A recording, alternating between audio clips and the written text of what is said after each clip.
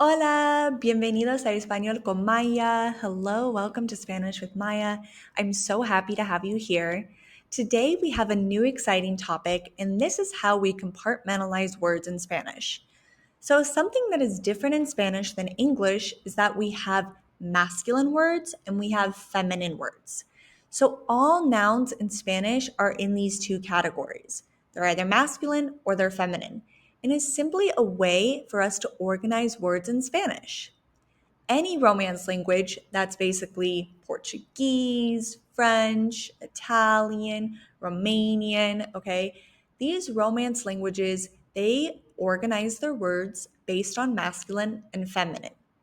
The general rule is that if a word ends in an O, it is masculine.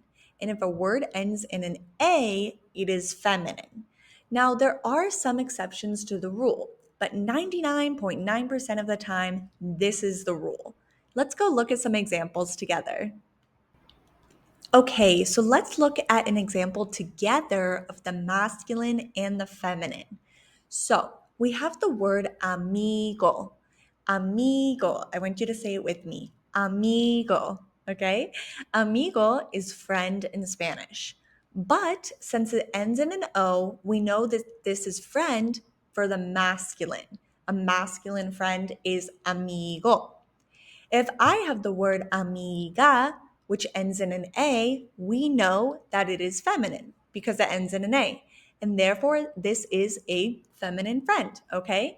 This is just the way that we group words together in Spanish. Don't worry too much about gender with this. Just know that O means masculine, A means feminine.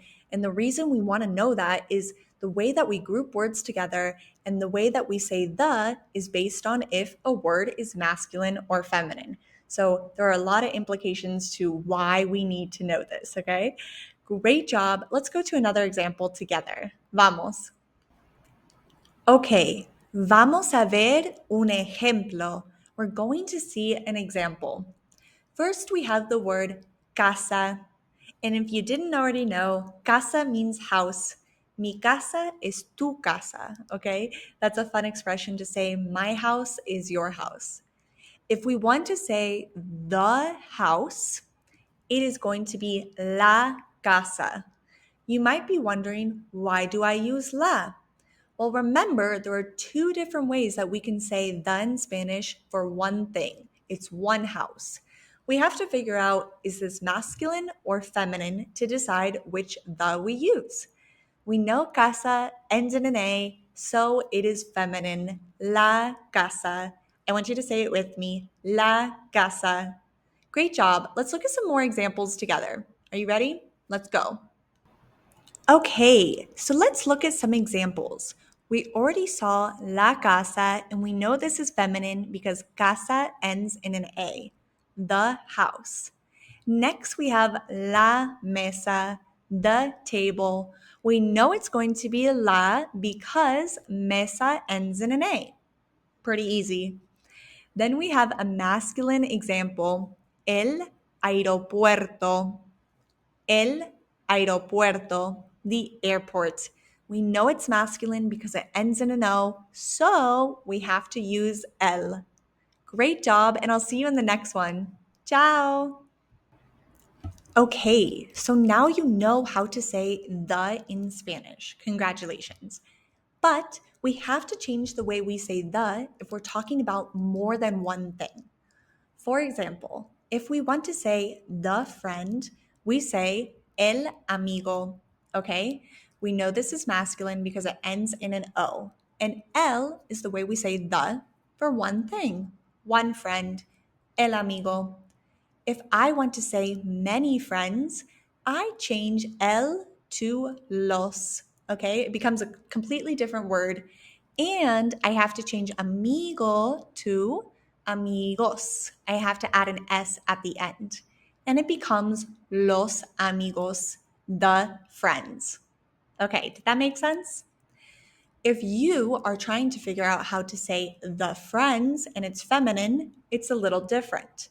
So, one friend, the friend, is la amiga. We know this is feminine because it ends in an A. And the way we use a feminine the is la. if I want to say the friends, plural, I have to say las amigas. So this one's a lot easier than the masculine. We just add an S at the end. Okay, let's go look at some examples. Okay, so here we have the singular masculine and the singular feminine on the right-hand side. I'm going to say these words out loud so that you can see that if a word ends in an O, it tends to be masculine, and if it ends in an A, it tends to be feminine. So you don't have to remember these words, but it's just good to listen to Spanish out loud. And I'll tell you which ones I think you should remember. So first, this word I think you should remember, and it's because it means the dog. El perro. El edificio, the building. El sapo, the toad. El techo, the roof. El libro, the book. El cepillo, the brush. El dinero, the money. El oso, the bear. El castillo, the castle. Okay, so the ones I want you to remember from this are el perro, the dog. And don't worry if you can't roll your R's. If you do want to practice, you just have to put your tongue on the roof of your mouth behind your two front teeth and try and roll it. But don't worry if you can't do that. It really doesn't matter. I also want you to know the word el edificio. I know it's a hard word to say, but it means building. And two more. We have el libro, the book, and el dinero, the money. You're going to have to know that one. Okay, now let's go on to the feminine. We have la niña, the girl. La estatua, the statue. La amiga, the friend. La regla, the rule. La policía, the police. La bolsa, the bag. And finally, la comida, the food. The two most important ones out of this, I would say, are la amiga, the friend, and la comida, the food. Let's go on and figure out which ones don't actually apply to the rule. So here we have a list of exceptions to the rule. This might be kind of annoying. You might think, Maya, why is there an exception to the rule? You just told me O goes with masculine, L, la goes with feminine, la. And that is true 99.9% of the time. However, there are some words in Spanish that just do their own thing, and there's no rhyme or reason. One word that people tend to mess up, and it's not a big deal if you do, but just something that a lot of my students take note of, is el problema, the problem. This ends in an A, but it has a masculine article. El problema, okay? El hombre, the man. This ends in an E, and it happens to be masculine. El aceite, the oil. El dólar, the dollar. I want you to say these out loud with me. El lápiz, the pencil. This one's kind of random. It ends in a Z, happens to be masculine. On the right-hand side, we have la llave, the key. La mujer, the woman. Ends in an R, happens to be feminine. And la luz, the light, okay? This one also ended in a Z, but for this particular word, it was feminine. You do not have to memorize these, but again, if there's one you want to take note of, it would be el problema. Okay, great job.